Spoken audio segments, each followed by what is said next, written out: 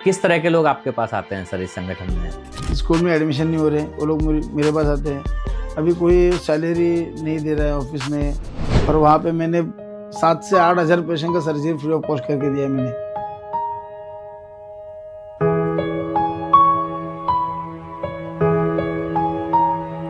और बहुत गरीबी से मैं भी ऊपर आया हूँ। मैं भी पहले वड़ा पाव की दुकान पे भी काम किया है मैंने। अच्छा, सरकार ने ऐसी व्यवस्था कर रखी है कि प्राइवेट हॉस्पिटल को 10% फ्री में इलाज करना है।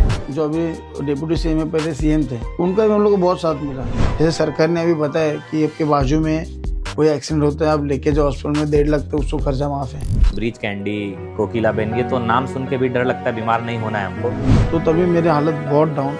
मैं एक वड़ा पाव, आधा जग पानी पी के मैंने 3 महीने निकाला सर। और मैंने उस दिन से सोचा, जो मेरी मम्मी को मुझे तकलीफ हुई है वो किसी को नहीं होना चाहिए।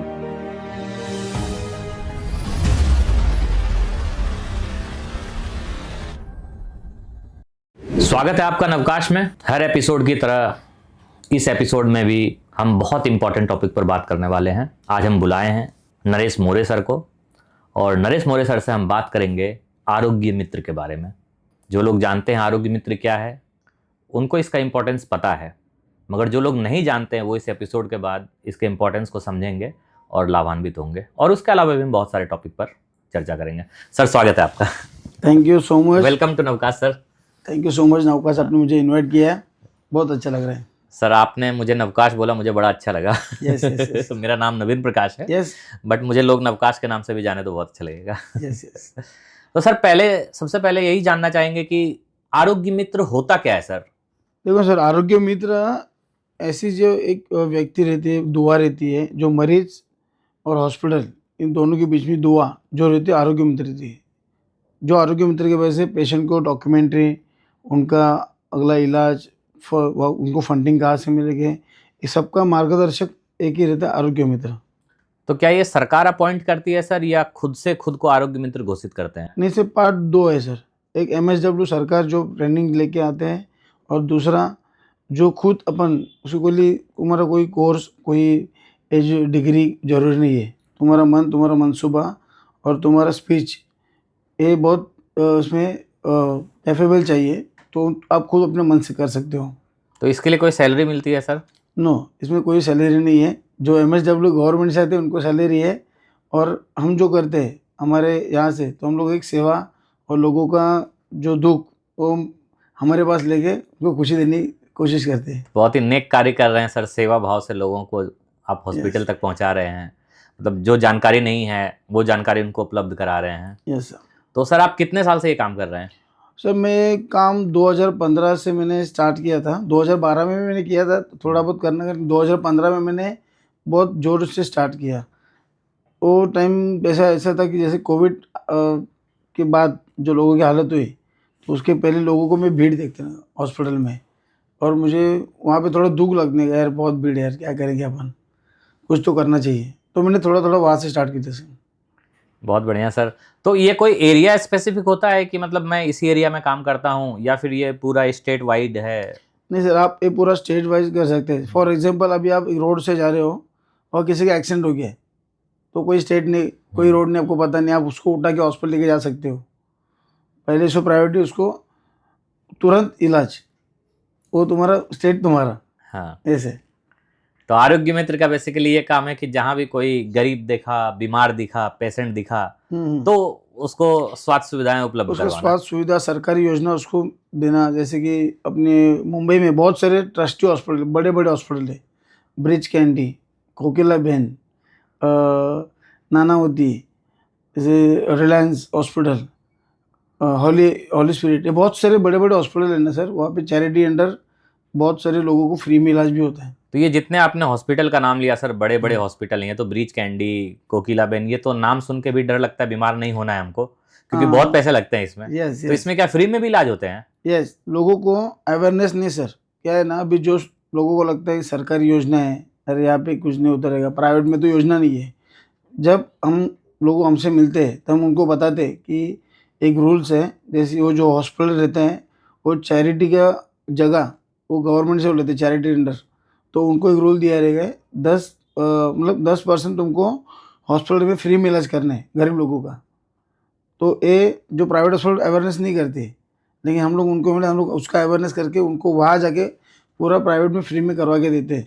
अच्छा, सरकार ने ऐसी व्यवस्था कर रखी है कि प्राइवेट हॉस्पिटल को 10% फ्री में इलाज करना है। यस, जो बड़े बड़े हॉस्पिटल है उनकी जो जगह है वो लोग सरकार से ट्रस्टी रेट में लेते हैं।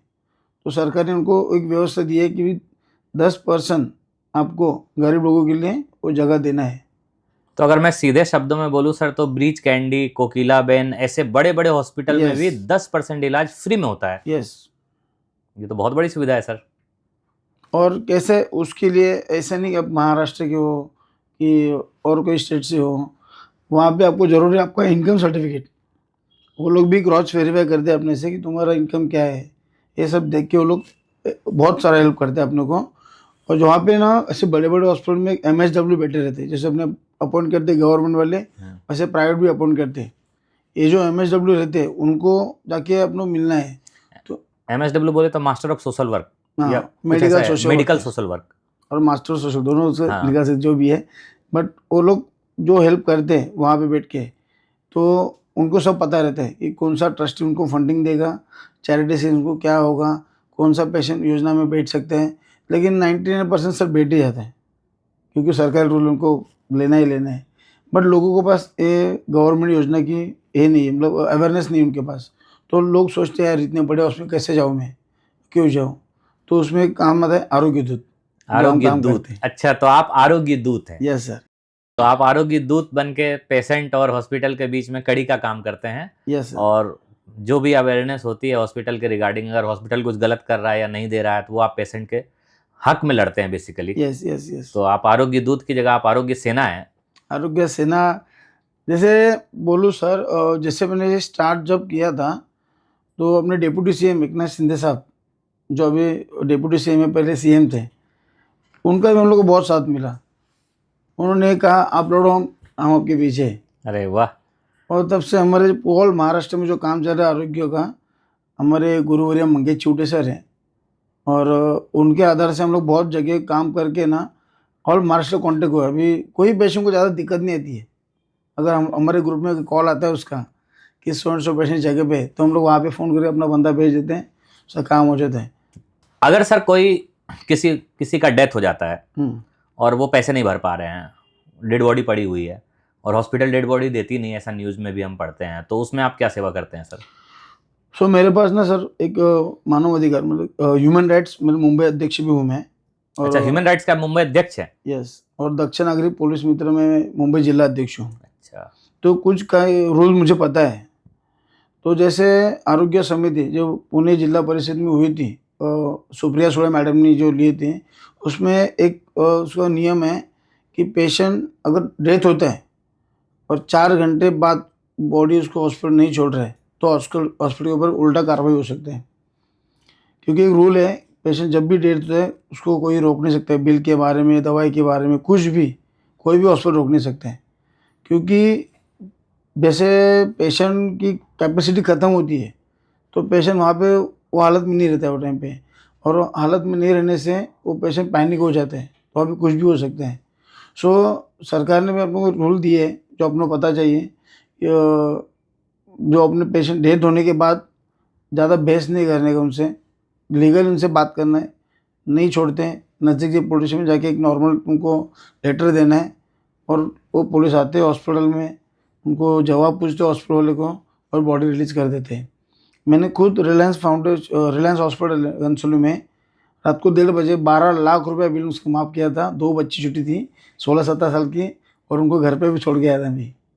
बहुत बहुत बड़ा काम किया सर आपने। ऐसे बहुत सारे हॉस्पिटल में मैंने बिल माफ़ करवाया है। अच्छा सर, ये 2-3 स्कीम के बारे में बात करते हैं हेल्थ से रिलेटेड। जैसे CMAY होता है, चीफ मिनिस्टर्स फंड जो आते हैं, बेसिकली एक वो होता है, इंश्योरेंस का है, एक PM का भी इंश्योरेंस का है। तो इन सब के बारे में अवेयरनेस, एक आयुष्मान भारत का भी है।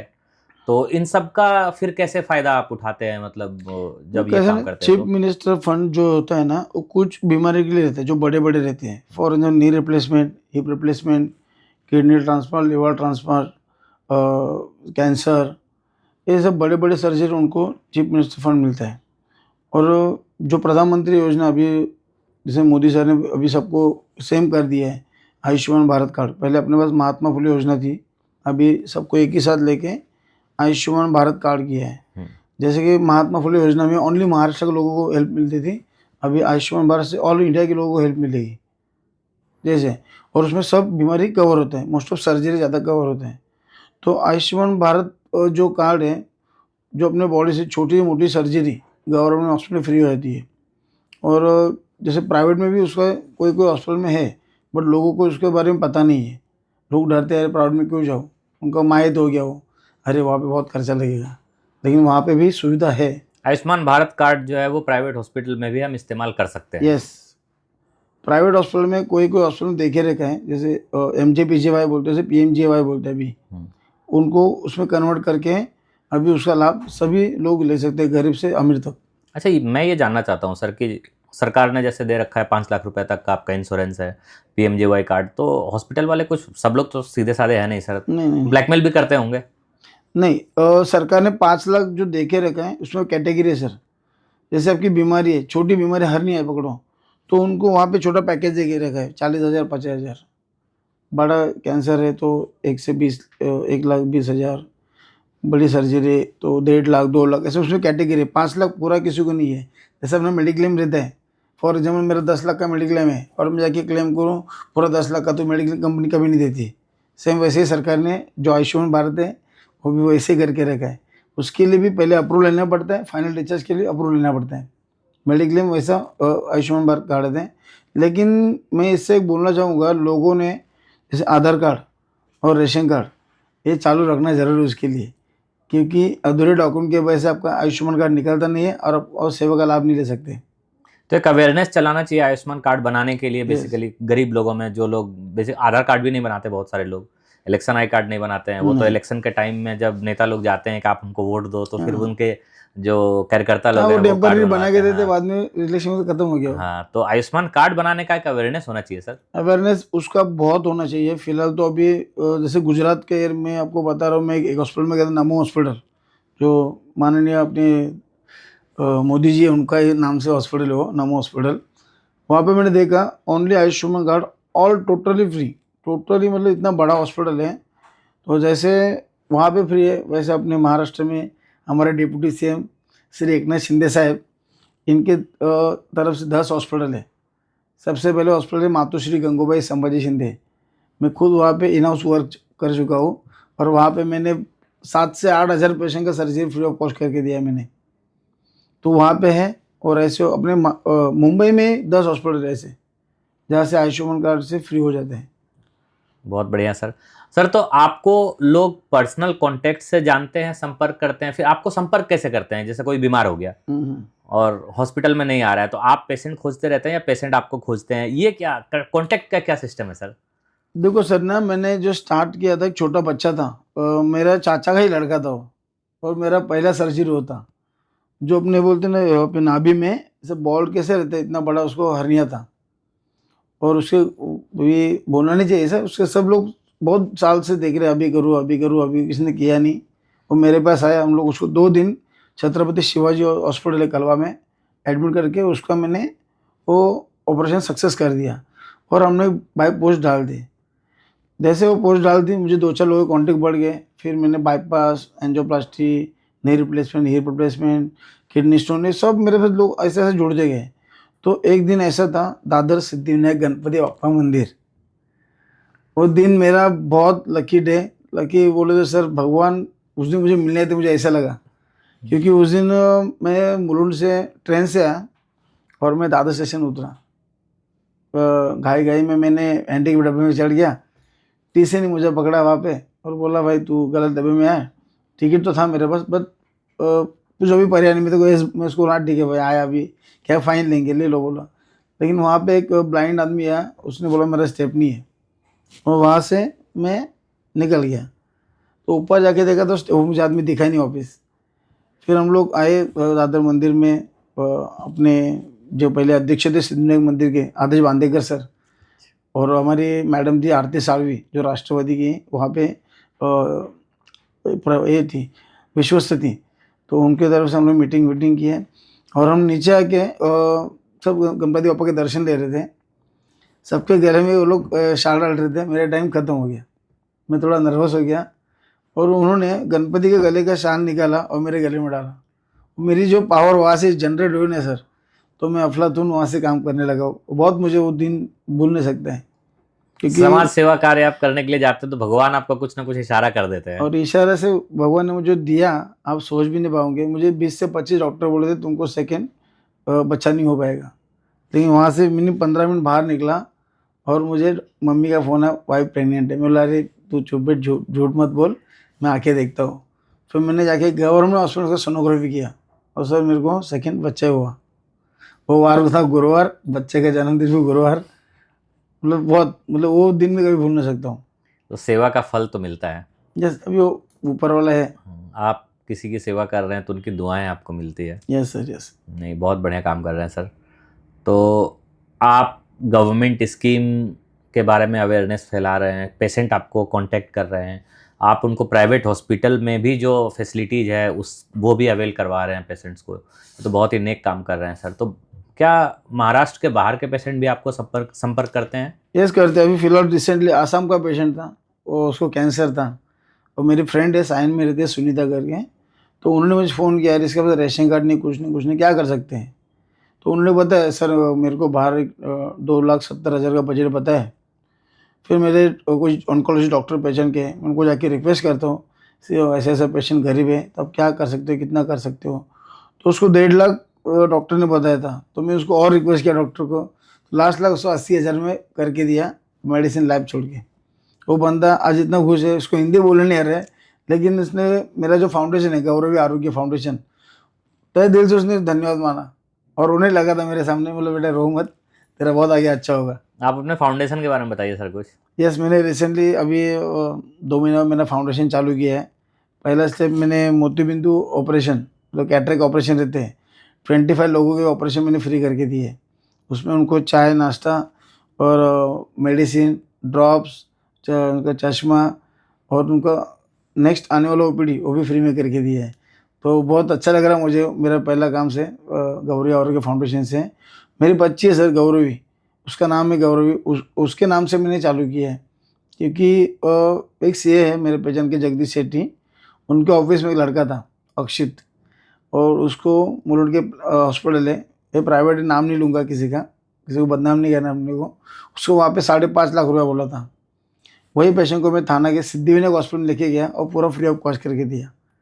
तो वो सीए मेरे पीछे लगा, तो फाउंडेशन खोल लिया, अभी मैं तेरे को खोल के देता हूँ, और उन्होंने मुझे वो सपोर्ट किया और मैंने आज फाउंडेशन खोला। आज जो मेरे फाउंडेशन से लोग जुड़े हैं, 7 से 8,000 लोग मेरे फाउंडेशन से जुड़े सर। 8,000 लोग आपके फाउंडेशन में काम हाँ, करते हैं? बस मैंने एक पहली पोस्ट डाली, सब लोग ज्वाइंट हो गए मेरे, ये मेरा गुड लक है। नहीं, आप अपने फाउंडेशन का एड्रेस बताइए हमारे दर्शकों को सर, जो देखें तो वो आपके तक पहुंच पाए। मेरा फाउंडेशन का एड्रेस है रूम नंबर 10, गोपाल वैद्य निवास, मुलुंड ईस्ट, गवनपाड़ा, कोलीवाड़ा। आप कोई भी मुलुंड में आके, मुलुंड ईस्ट वेस्ट कहाँ पे कोई भी डॉक्टर को मेरा नाम बोलेंगे तो आपको मेरा नंबर मिल जाएगा। तो जो आपका फ़ायदा हो सके वहाँ पे ज़रूर पहुँचो और ज़रूर चलो और आप लोगों को हेल्प करो, ये मेरी एक सोच है।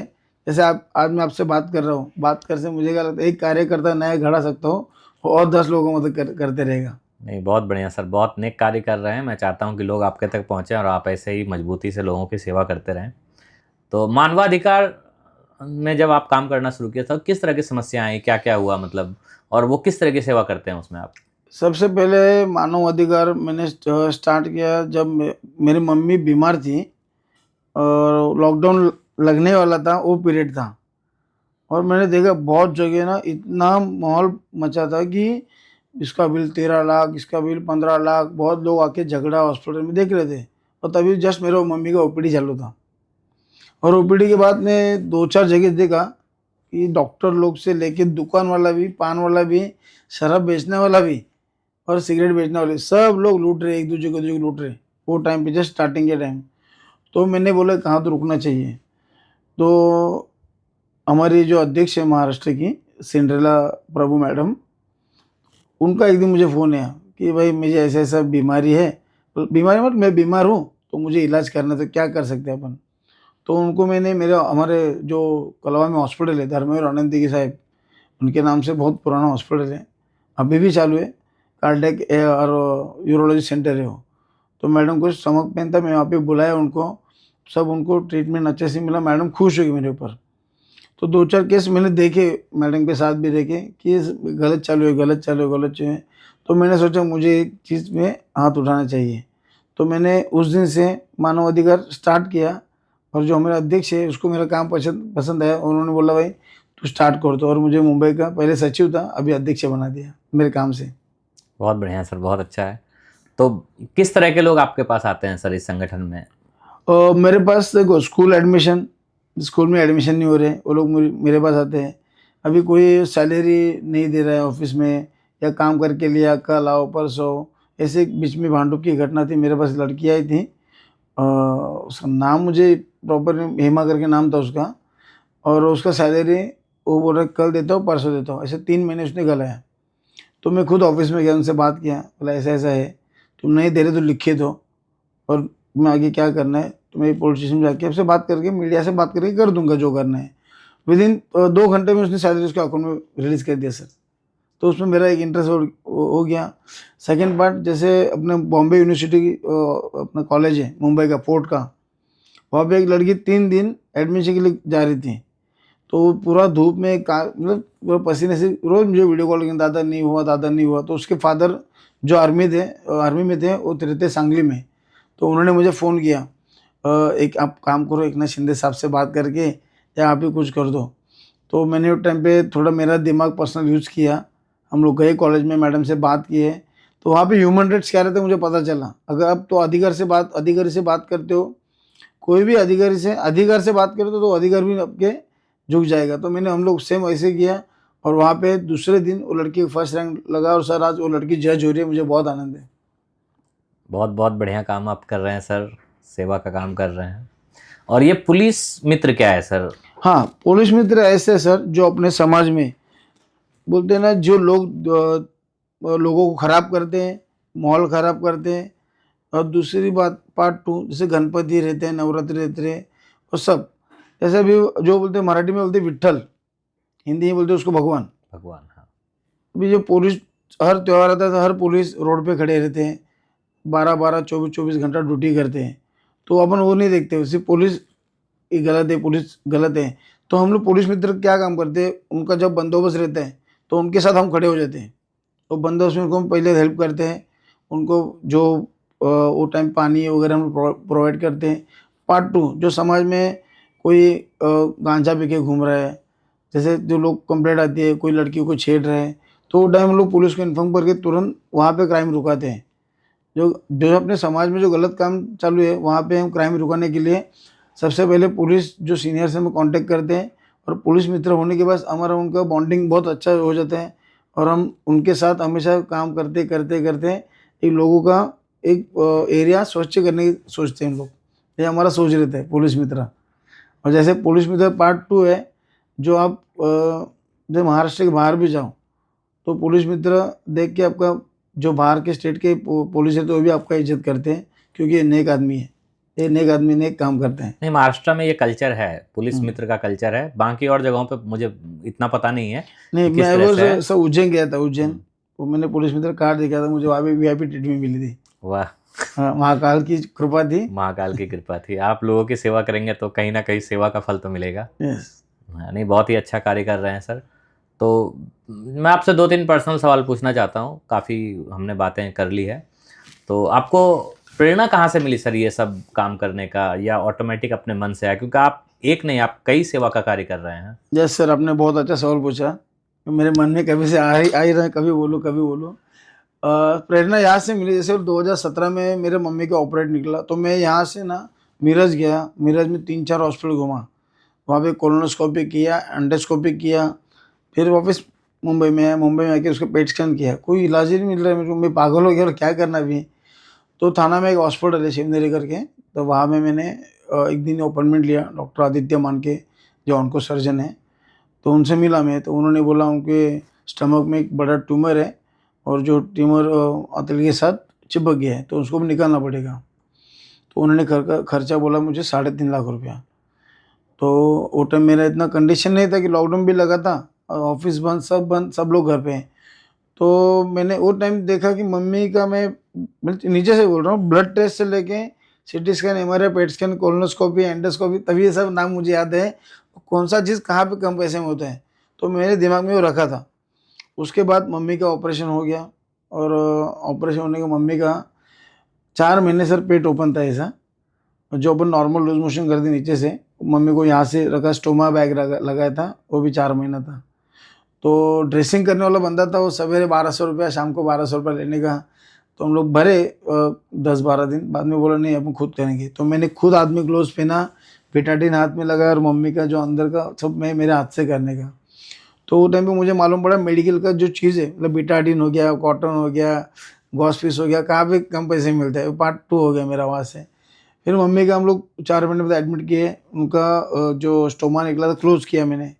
तो तभी मेरी हालत बहुत डाउन, मैं एक वड़ा पाव, आधा जग पानी पी के मैंने 3 महीने निकाला सर। पैसा खत्म हुआ था, बहुत सारे एजेंट मिले, कोई 10,000 का चेक ला के दिया तो उनको 3,000 मुझे देना पड़ता था। बहुत सारे पॉलिटिकल मिल में तेरा काम करके देता हूँ, मुझे इतना पैसा देना पड़ेगा। मुझे किसी का नाम नहीं लेना है, जो मेरे मदद पे है, चलो भगवान ही आए, उसने कुछ लिया वो नहीं है। लेकिन वो टाइम पे मेरी इतनी हालत ख़राब हुई कि घर पे कमाने वाला कोई नहीं है, मम्मी हॉस्पिटल में पड़ी है, पापा बीमार है, मेरा जॉब गया था लॉकडाउन में, और मैं करूँ तो क्या करूँ। वो टाइम पे मैंने बहुत सोचा। तो वहाँ से मैं मम्मी का सेकंड ऑपरेशन करवाया। सेकंड के बाद तीसरा ऑपरेशन है मम्मी का हर्निया का। बोला अभी तो यार मर ही गया मैं, अभी मैंने सोच ही दिया, बोला अभी कुछ जिंदा है कि मतलब ही नहीं है। लेकिन मैं हिम्मत नहीं आ रहा, मुझे मम्मी को बचाना था। डॉक्टर ने गारंटी नहीं दिया थर्ड ऑपरेशन को, क्योंकि जब एनेस्थीसिया देते तो एक बार, जैसे अब नॉर्मल आदमी को एक बार भी दिया तो कमर दर्द कर दिए, जो एनेस्थीसिया उतरता है तब। इसको 3-3, 4-4 बार दिया था उम्र के हिसाब से। फिर आज भी मेरे मम्मी के हरने का ऑपरेशन सक्सेस हो गया, और इतना बड़ा पेट में जाली है उसके अभी भी। और तो वो दिन से मैंने देखा कि ब्लड टेस्ट से, सीटी स्कैन, एमआरआई जो होते हैं, जो ऑपरेशन के फिटनेस लगते हैं, ऑपरेशन किसके पास कहाँ पे कहाँ पैसे, सब मैंने वहाँ पे मेरे दिमाग में फिट किया, और बोला नहीं अभी जो मेरे को तकलीफ हुई है। और मेरा आपको 2012 का आपको बताया मैंने, जो लोग गवर्नमेंट हॉस्पिटल में घूमते हैं, पैसा नहीं है उनके पास, लाइन लगाते हैं, उनका दुख देख कर और ये मेरा दुख के मैंने दोनों ज्वाइन किया। और उस दिन से मैंने सोचा जो मेरे को तकलीफ है वो किसी को भी नहीं होनी चाहिए। और मैंने स्टार्ट किया धर्मवीर आनंदी की हॉस्पिटल से। वहाँ से मुझे मेरा पहला पेशेंट बाईपास का था, उनको पूरा फ्री ऑफ कॉस्ट करके दे दिया था। फिर जैसे अपने डिप्टी सीएम है, उनकी मम्मी मातोश्री गंगूबाई संभाजी शिंदे, इनके नाम से फर्स्ट हॉस्पिटल थाना में, ऑल महाराष्ट्र में cashless hospital. Cashless hospital? Cashless hospital. ये कैशलेस हॉस्पिटल थाने में कहाँ है, उसका भी एड्रेस बताइए। हाँ, मातोश्री गंगूबाई संभाजी शिंदे, जो हमारे डिप्टी सीएम साहब है, थाना में श्रीनगर में उनका जो हॉस्पिटल है, वहाँ पे 100 बेड का हॉस्पिटल है। ऑल सर्जरीज कैशलेस होती है वहाँ पे, ना तुमको ब्लड टेस्ट का पैसा भरना है, ना खाने का, ना वहाँ के रहने का, सब कुछ। मुझे एडमिशन से लेकर डिस्चार्ज तक ऑल वहाँ पे फ्री है। ऐसे हॉस्पिटल अपने महाराष्ट्र में एक थाना में है, और मातोश्री गंगूबाई संभाजी शिंदे ये नलपाड़ा में है, वसई में है, उल्लासनगर में है, मुंब्रा में है, सब बहुत जगह शहर के। ये सब एक ही नाम से है? सब एक ही नाम से नहीं, एक ही नाम से नहीं। अच्छा, तो जो हमारे किस नाम से वो हॉस्पिटल है जहाँ पे कैशलेस इलाज होता है, उसके बारे में यस मैं बता रहा हूँ। सबसे पहला तो मेरे लिए मेजर रहेगा, जहाँ से मैं बहुत सीखा हूँ, और जो लोगों के बड़े बड़े ऑपरेशन करके दे हो, मातोश्री गंगूबाई संभाजी शिंदे एक। दूसरा मातोश्री इंदिराबाई हॉस्पिटल, जो थाना नलपाड़ा में है, मीरा भाईंदर में मातोश्री इंदिराबाई हॉस्पिटल। वो दूसरा जो अपने परिवहन मंत्री है प्रताप सरनाइक साहब, उनकी मम्मी के नाम से मातोश्री इंदिराबाई सरनाइक हॉस्पिटल। और वसई में प्लैटिनम, उल्लासनगर में प्लैटिनम, उल्लासनगर में और एक म्यूनसिपल मल्टी स्पेशल हॉस्पिटल वो है, और मुंब्रा में फ्रीडम फाइटर हॉस्पिटल है। ऐसे बहुत सारे हॉस्पिटल है, वहाँ पे फ्री में इलाज हो रहा है। और जैसे अभी रिसेंटली थाना में सिद्धिविनायक हॉस्पिटल है, वहाँ पे बहुत सारे स्कीम है, लोगों को सब पता नहीं है। और जब मैं मम्मी का जब सब कर रहा था, तो मैंने सब देखा वो क्या क्या होता है। और मैंने उस दिन से सोचा जो मेरी मम्मी को मुझे तकलीफ हुई है वो किसी को नहीं होना चाहिए। मैंने सब वहाँ पे मम्मी के लिए 3 से 4 लाख कर्जा निकाला था, और जो कर्जा निकाल के जो मैं इलाज कर रहा था, लेकिन भगवान के साथ है, मम्मी बच गई, और मैंने आहिस्ता आहिस्ता मेरा कर्जा भी नील हो गया। नहीं, बहुत बढ़िया सर, आप सेवा कार्य कर रहे हैं, सबकी दुआएं मिलेंगी और आप आगे बढ़ते रहेंगे। तो सर अभी आप ये तो सब सेवा का काम कर रहे हैं, घर चलाने के लिए भी क्या कर रहे हैं सर? सर मैं एक प्राइवेट कंपनी में मैं शर्म नहीं करता हूँ, प्राइवेट कंपनी है एरोल में माइंड स्पेस। मैं जैगुआर सिक्योरिटी की तरफ से वहाँ पे मैं मेरा जॉब करता हूँ नाइट में, और दिन भर मैं सेवा करता हूँ। लास्ट 9 ईयर से वहाँ पे जॉब पे हूँ मैं। वो करके दिन भी अभी मुझे जब भी टाइम मिलता है 2 घंटा 3 घंटा, तो मैं जो जो पेशेंट आते हैं उनको नज़दीक रहेगा तो मदद करता हूँ, नहीं तो फ़ोन पे तो मेरा कंटिन्यू हेल्प चल रहा है ऑल महाराष्ट्र। ऐसे हमारे जैसे गुरुवारी बोला मंगेश चिल्ड्रन की एक हमको शिकवण आहे, कुणाच्या तरी कामाला पडा, आपण समाजाचं काय ते देणे लागतो, त्या उद्देशाने आपण काम करा। वो हिसाब से मतलब समाज से अपन कुछ ना कुछ एक तुम्हारा देना पड़ता है आपको समाज के लिए। हर कोई आदमी मेरे लिए करता है, अपन समाज के लिए कुछ करना चाहिए। वो हिसाब से हम लोग काम करते हैं, जितना हो सके उतना मैं फाइट करता हूँ, और मेरे से हो सके लोगों को मैं मदद करता हूँ। बहुत बहुत अच्छा काम आप कर रहे हैं सर। क्या है, लोगों के पास बहुत है, करोड़ों हैं, अरबों हैं, लेकिन सामाजिक कार्य वो कर नहीं पाते। Yes. और एक ट्रस्ट बनाते हैं, वो बांटते हैं चीज़ों को दिखाने के लिए, बट ग्रास रूट लेवल पर जो काम होता है वो बहुत मुश्किल होता है। और एक आदमी जो खुद अपना घर परिवार चलाने के लिए संघर्ष रहता है, उसके बाद वो दूसरे लोगों के लिए भी संघर्ष रहता है। ये आप बहुत ही अच्छा काम कर रहे हैं सर। आपसे बात करके बहुत ही ज़्यादा अच्छा लगा। मेरी तो एक इच्छा है, मैं आपके माध्यम से हर एक एमएलए को बोल रहा हूँ, जो अभी केएम टाटा साइंस जे नायर में जो भीड़ होती है ना, अभी एमएलए हर एरिया के एक एमएलए होते हैं, एक तो एमएलए होते हैं, वो एमएलए आमदार बोलते हैं यहाँ पे हम लोग। आमदार। उन्होंने आपके घर के बाजू में, खुद के घर के बाजू में क्या हॉस्पिटल भी खड़ा कर दिया ना, तो किसी को कहाँ पे जाने की जरूरत नहीं है। ये मेरा फ्यूचर, मतलब मैं बोल रहा हूँ उनको कि मेरा संकेत लो या मेरी चेतावनी लो या मेरी रिक्वेस्ट समझो। हर एक आमदार ने घर के बाजू में अगर खोलते हैं हॉस्पिटल, तो किसी को कहाँ घूमने की जरूरत नहीं सर। इतने पास अपने महाराष्ट्र में फैसिलिटी है, महात्मा फुले योजना, आयुष्मान भारत योजना, शहरी गरीब योजना, ESIC है लोगों को, ESIC, हाँ, चीफ मिनिस्टर फंड है, PM फंड है, और बहुत सारी ट्रस्टी है, जो सिद्धिविनायक ट्रस्ट हो गई, शिरडी दादर ट्रस्ट हो गई, दादर में स्वामी समर्थ ट्रस्ट हो गई, अपना टाटा ट्रस्ट हो गई, बहुत सारे ट्रस्टी ऐसे छोटे मोटे, इतने सब सुविधा है लोगों को, लेकिन उनको अवेयरनेस नहीं, इसलिए वो ना उनसे दूर रहते हैं, डरते हैं क्या से लाओ डॉक्यूमेंट के लिए डरते सर। तो वो अवेयरनेस बहुत ज़रूरी है, लोगों के पास जाना, उनको समझाना। जैसे मेडिकल कैंप अभी मैंने मेरे लाइफ में 5 से 6 हज़ार मैंने मेडिकल कैंप लिए। आपने 6,000 मेडिकल कैंप किया है? हाँ, अरेंज किया है। अरेंज किया है।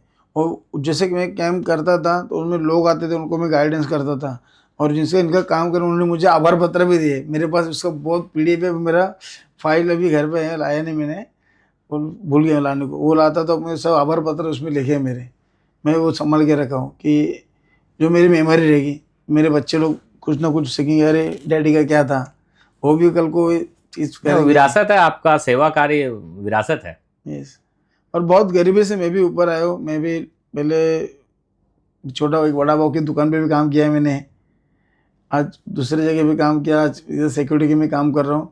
मैं स्टेप बाय स्टेप चल के मैंने काम में सीखा, जहाँ पे वो ठेस लगती है वहाँ पे क्या करना है, वहाँ पे राउंड वगैरह रुका, देखा या क्या करना है, फिर आगे बढ़ा हूँ मैं। और जैसे बोले मेरे mummy, I love my mummy, आज वो ये सब नहीं उसका मैं नहीं करता था, आज मुझे चीज़ में मुझे पता भी नहीं चलता था। तो मम्मी को मैं ये सब मेरा श्रेय आज का मेरे मम्मी को देना चाहता हूँ मैं। और जैसे मेरे फादर अभी नहीं है, तो उनके लिए मैं ये सब मेरा श्रेय डोनेट करता हूँ। बहुत ही अच्छा सर, आप इतना मेहनत कर रहे हैं और आप इतनी सेवा कर रहे हैं, लोगों की दुआएं आपको लगे और लोग अधिक से अधिक लाभान्वित हो, और भगवान आपको इतना फंड भी अरेंज करेगा आप लोगों की और हेल्प कर सकें, आपका ट्रस्ट आगे बढ़े। यस। और भी जैसे मेरे फादर ऑफ हो गए थे, तो हमारे दोस्त है उदय चंद्रा जी, जो हर संडे KM हॉस्पिटल के बाहर खाना बांटते हैं, और शिवसेना वैदिक मदद कक्ष है, वो मेडिसिन बांटते हैं, दोनों मिला के हर संडे वहाँ पे रहता है। तो मैंने मेरे फादर के नाम से वहाँ पे खाना डोनेट करता हूँ, मेरे बर्थडे है खाना डोनेट करता हूँ, और लड़की का बर्थडे है खाना डोनेट, जो भी है जैसा। और मेरा वो वही सोच है, मैं घर पे कोई बर्थडे नहीं बनाता हूँ, अभी मैं समुद्र के किनारे जाऊँगा, वहाँ पे जो गरीब लोग रहते हैं उनके साथ मैं उनको केक खिलाता हूँ, ऐसा मेरा एक सोच है। रेलवे में कभी मैंने किया है, मैं ज़्यादा पोस्टर उसके नहीं डालता हूँ, वो अपना पर्सनल है लोगों का, दिखाने की जरूरत नहीं है।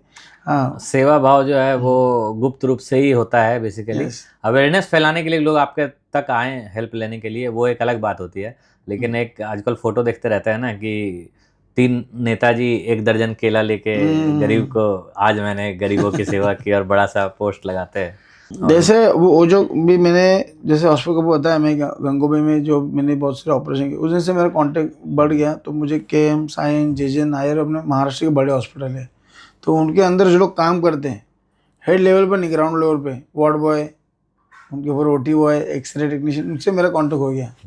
और उनके घर के ही मैंने ऑपरेशन मैंने मेरे यहाँ पे करवा के दिए। तो मेरा बॉन्डिंग बन गया। आज जहाँ भी केम जहाँ रहेंगे, किसी को जरूरत लगी तो हो सके उतना मैं मदद करना है। मैं इसको जानता हूँ कैसे करना है और किससे मिलना है। कभी बड़े लोगों से मिलेगा तो वो बड़े लोग कभी नीचे नहीं आते सर, तुमको छोटे से बड़े ऊपर जाना पड़ता है। सर ये सब करते हुए आपके लाइफ का सबसे सेटिस्फेक्शन वाला मोमेंट कौन सा है सर? थैंक यू सर, आपने सवाल पूछा।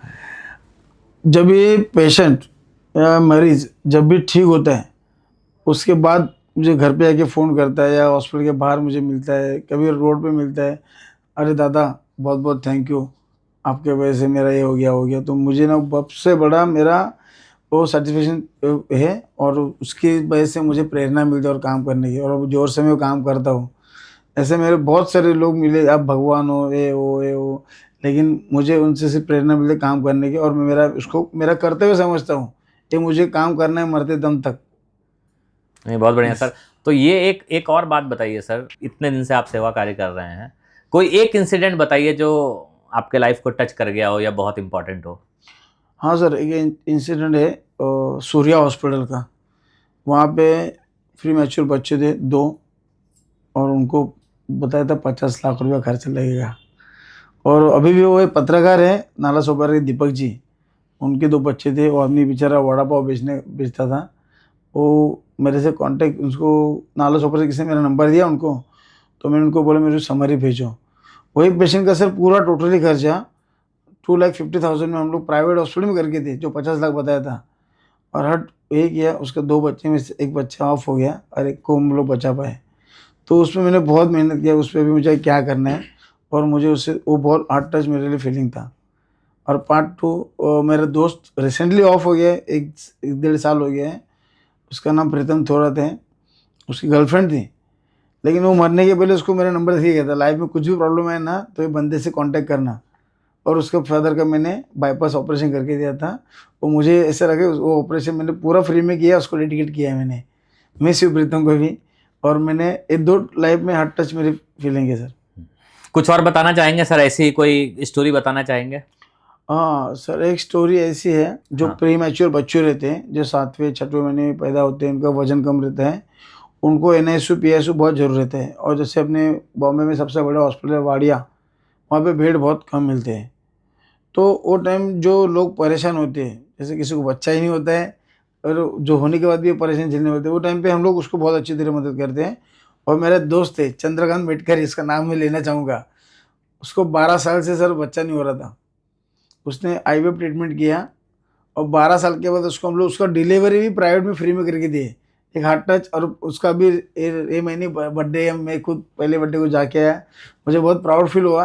अरे यार, हम लोग 12 साल की मेहनत, उसके भी वो बच्चा भी 1 साल का हो गया और उसको बर्थडे में आ रहा हूँ, इसलिए बहुत वो हार्ट टच मेरे लिए फीलिंग ही हो। ये तो आपने अच्छी बात की है सर। तो फाइनली आप हमारे नवकास्ट के दर्शकों को क्या मैसेज देना चाहेंगे सर? मैं फाइनली नवकास्ट के दर्शकों को और ऑल महाराष्ट्र और भारत को ही बोल रहा हूँ, सबसे पहले आपके डॉक्यूमेंट, जो डॉक्यूमेंट जैसे हम लोग आपको कभी मदद कर सकते हैं, आपका आधार कार्ड, रेशन कार्ड, ये आपका एक मेडिक्लेम है, इसको हमेशा चालू रखना। रेशन लो, किसी को बांटो, चलेगा, नेक काम होगा, लेकिन रेशन बंद मत गिराना, क्योंकि उसके वजह से तुम्हारा आयुष्मान कार्ड नहीं बनता है। दूसरी बात, आप सोचते हो जो कि सरकारी में सेवा बराबर नहीं है, एक गलत है।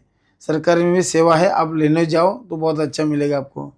तीसरी बात, मेडिकल इंश्योरेंस आज की घड़ी में बहुत सारा इंपॉर्टेंट है सर। किसी का एक्सीडेंट हो गया, जैसे मैं अभी फॉर एग्जाम्पल, तो मेरा एक्सीडेंट हो गया है और मेरे घर वाले सब गाँव चले गए, और आप आरोग्य दूत हो तो आप क्या कर सकते हो। मेरा ये सोच है, वो टाइम पे मैं लोगों को बोलता हूँ तुम पैनिक नहीं होना है, आपको शांत रहना है, आपका इंश्योरेंस रहेगा तो बताना है, नहीं तो जैसे सरकार ने अभी बताया कि आपके बाजू में कोई एक्सीडेंट होता है आप लेके जाओ हॉस्पिटल में 1.5 लाख तक उसको खर्चा माफ़ है, वो प्रोसेस करो। तो मेरा सोच इतना ही, आप इंश्योरेंस पे ध्यान दो। और सरकार से पर्सनली हमारे महाराष्ट्र के अभी जो सीएम है उनसे मेरा एक निवेदन है, सर आपने जो प्रोसेस की अभी मुख्यमंत्री सहायता निधि का बहुत वो लेट हो रहा है, आप एक ऐसा सिस्टम बनाओ पेपर वर्क कम लगे, डिजिटल काम हो और अप्रूवल फास्ट हो जाए। इसमें पेशेंट पैनिक नहीं होगा और उसकी जान भी बचेगी और वो जल्दी से जल्दी बीमारी से बाहर निकल सकते हैं। मुख्यमंत्री सहायता निधि के बारे में थोड़ा सा एक्सप्लेन कर दीजिए। हाँ, मुख्यमंत्री सहायता निधि जैसे आपको मैंने बताया ना, अपना देश में महाराष्ट्र में सबसे बड़ी निधि वहाँ से आता है अपने को, सबसे बड़ी फंडिंग। जैसे कैंसर हो गया उनको लाख रुपए मिलते हैं। अभी कुछ इन्होंने क्राइटेरिया कम किए है, नी रिप्लेसमेंट 75 या 70,000, hip replacement, kidney transfer, liver transfer, जो बड़े बड़े सर्जरी होते हैं सर उनमें मुख्यमंत्री सहायता निधि मिलती है। जैसे कि हमारे डिप्यूटी सीएम साहब अभी एकनाथ शिंदे साहब हैं, उनके टाइम लाख रुपया था, अभी फडणवीस साहब है उनके टाइम कुछ अभी थोड़ा 10-20 हज़ार कुछ कम हुआ है। ठीक है, जो भी है वो टाइम पे मिलना चाहिए लोगों को।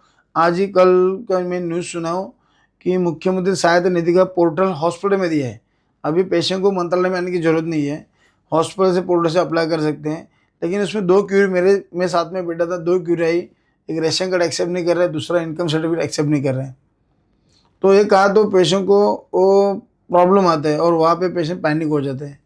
तो इसके लिए सर मुख्यमंत्री साहब फडणवीस साहब, आपको मेरी बहुत दिल से इच्छा है, ये जो सीएम फंड का जो फंडा है आप प्लीज़ उसको एक वन डे में कुछ प्रोसेस हो के तो कर लो, पेपर वर्क कम करके। जैसे उसमें बहुत सारा एमएलए का लेटर लाओ, सिविल सर्जन का लेटर लाओ, तो जियो टैग फ़ोटो भेजो, ये सब पेशेंट सब पैनिक हो जाते हैं। तो कुछ तो उसमें सरल रेशा जैसा आप एक कराओ, मेरी बहुत इच्छा है, आपसे विनती भी है और अपेक्षा भी करता हूँ आप कर देंगे। नहीं, सीएम साहब तक बात पहुंची नहीं होगी या फिर उनको ग्रासरूट लेवल पे इतना पता नहीं लग पाया होगा, लेकिन ये तो कड़क हैं, तुरंत क्विक डिसीजन लेने वाले आदमी हैं। हाँ, तो बात आपके माध्यम से पहुंचेगी तो ये हो भी जाएगा। यस यस, मुझे पता है फडणवीस साहब अपने महाराष्ट्र के ने पहले मुख्यमंत्री रह चुके, अभी भी है, उनका डिसीजन भी फास्ट रहते हैं। लेकिन सर जो गरीब पेशेंट है वो मरते हैं, पैसे वाले पैसे भर के जाते हैं। हम लोग ग्राउंड लेवल पे काम करते हैं, हमको मैसेज देना है कि आप हम लोग को संभालो तो हम उनको संभालेंगे, आप प्रोसेस फास्ट कर दो तो हम उनको संभाल पाएंगे, नहीं तो हम हमारे इसमें कुछ वैल्यू नहीं रहेगा सर। नहीं, जरूर आपका संदेश जो है वो ऊपर तक पहुंचेगा, हमारे नवकास्ट के माध्यम से पहुंचे तो हमें भी काफ़ी अच्छा लगेगा कि चलो हमने भी थोड़ा सेवा कार्य किया। और आपसे बात करके बहुत अच्छा लगा सर, बहुत सारे टॉपिक पर हमने बात किया और हम दुआ करते हैं कि ईश्वर आपको इतनी शक्ति दे कि आप ऐसे ही लोगों की सेवा करते रहें और आप और बढ़ें। आपका जो फाउंडेशन है वो 7-8 हज़ार है, वो 70-80 हज़ार जाए और आप महाराष्ट्र पर ही नहीं पूरे देश के आरोग्य मित्र का जो है आप मार्गदर्शन बने, वो आपसे प्रेरणा लें और सीखें। सर नवकाश में आने के लिए धन्यवाद sir. Thank you so much. आज मैं सही दिल से आपका सर धन्यवाद देना चाहता हूँ और नवकाश का भी।